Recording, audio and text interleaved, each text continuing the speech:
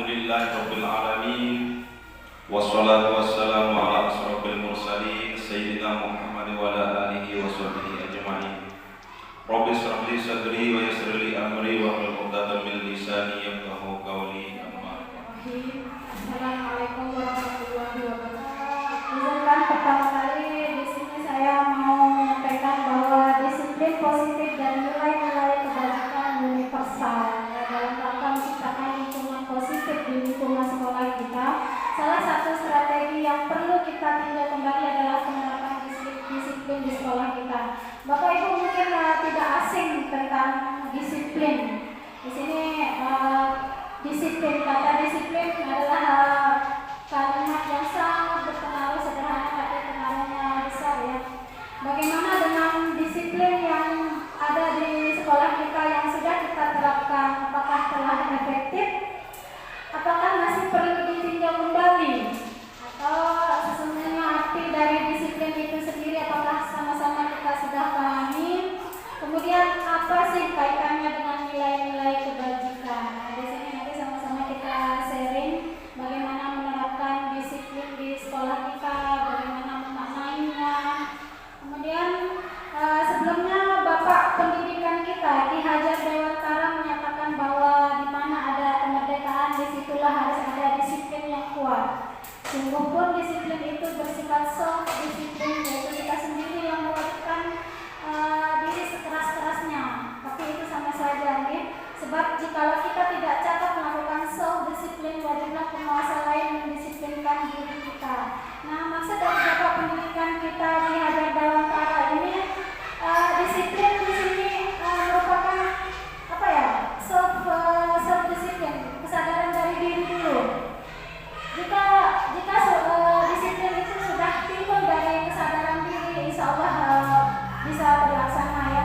Kalaupun tidak ada disiplin itu dari diri sendiri, maka wajiblah penguasa lain yang mendisiplinkan kita. Contoh sederhana, misalkan seorang guru yang kurang disiplin, nanti kepala sekolahnya yang akan memaksa supaya guru tersebut disiplin.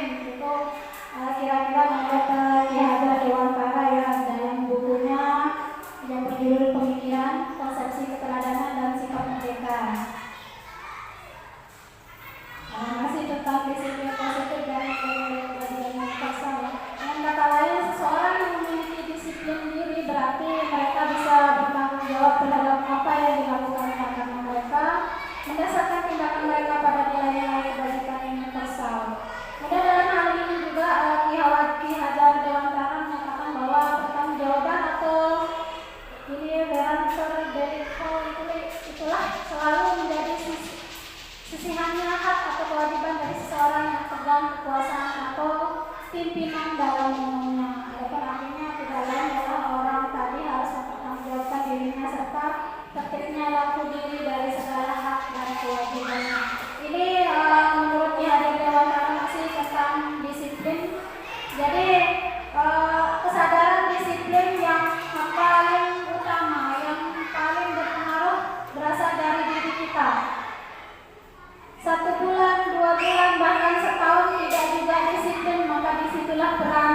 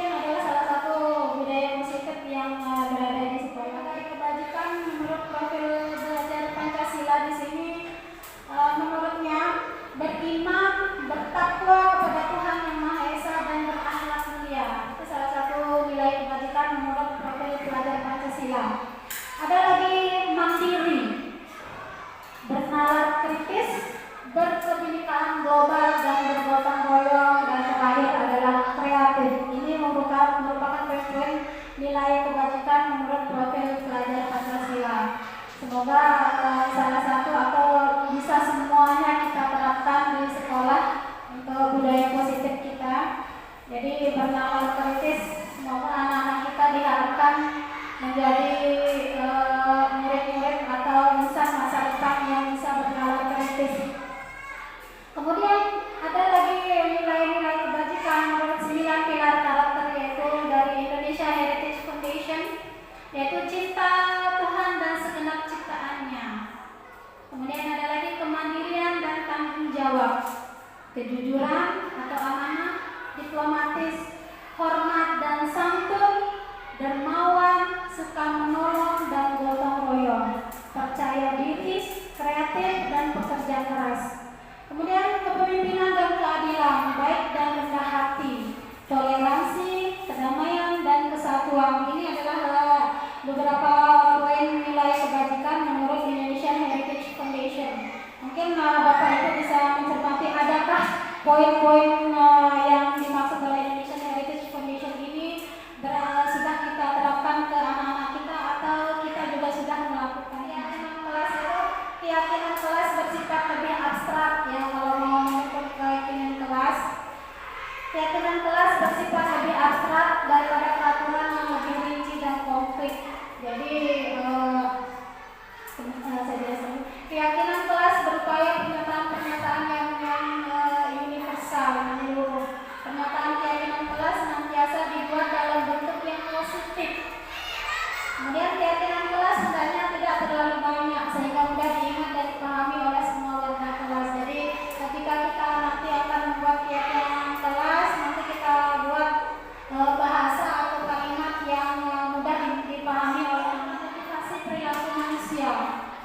Yang pertama, untuk menghindari ketidaknyamanan atau hukuman. Ini adalah tingkat terendah dari motivasi perilaku manusia. Jadi dia disiplin hanya untuk menghindari ketidaknyamanan atau hukuman. Jadi datang tepat waktu karena takut kalau sekolah. Datang tepat waktu karena tidak ingin dimarahi dan tidak nyaman. Datang tepat waktu hanya menghindari hukuman. Jadi salah satu motivasi perilaku manusia nomor 1 ini tingkatannya paling rendah. Semoga tidak ada yang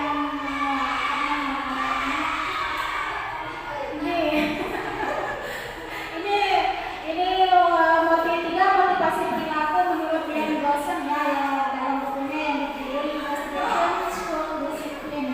Kemudian yang motivasi perilaku manusia yang kedua, yakni untuk mendapatkan imbalan atau penghargaan dari orang lain, adalah proses menciptakan kondisi bagi murid untuk memperbaiki kesalahan mereka sehingga mereka bisa kembali pada kelompok mereka dengan karakter yang lebih kuat. Ini menurut Blossom.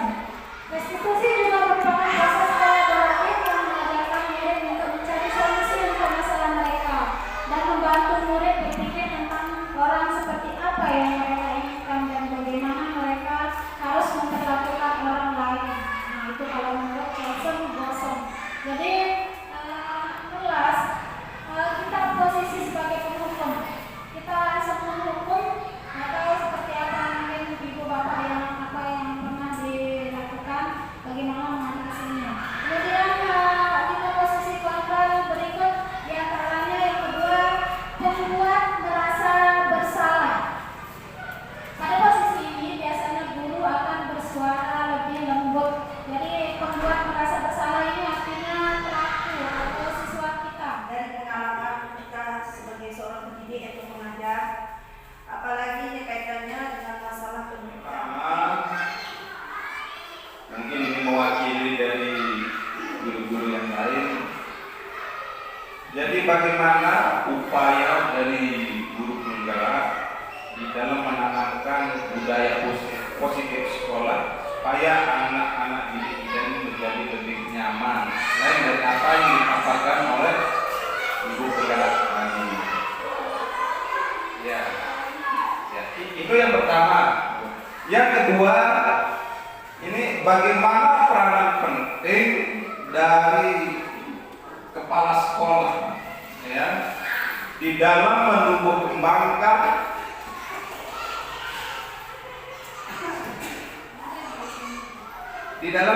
kembangkan budaya positif sekolah, agar anak-anak kita ini bisa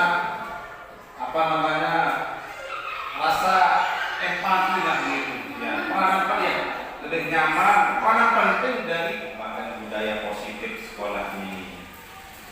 Terima kasih kepada Ibu calon guru penggerak, yaitu Ibu Yarna Yuliana SPD.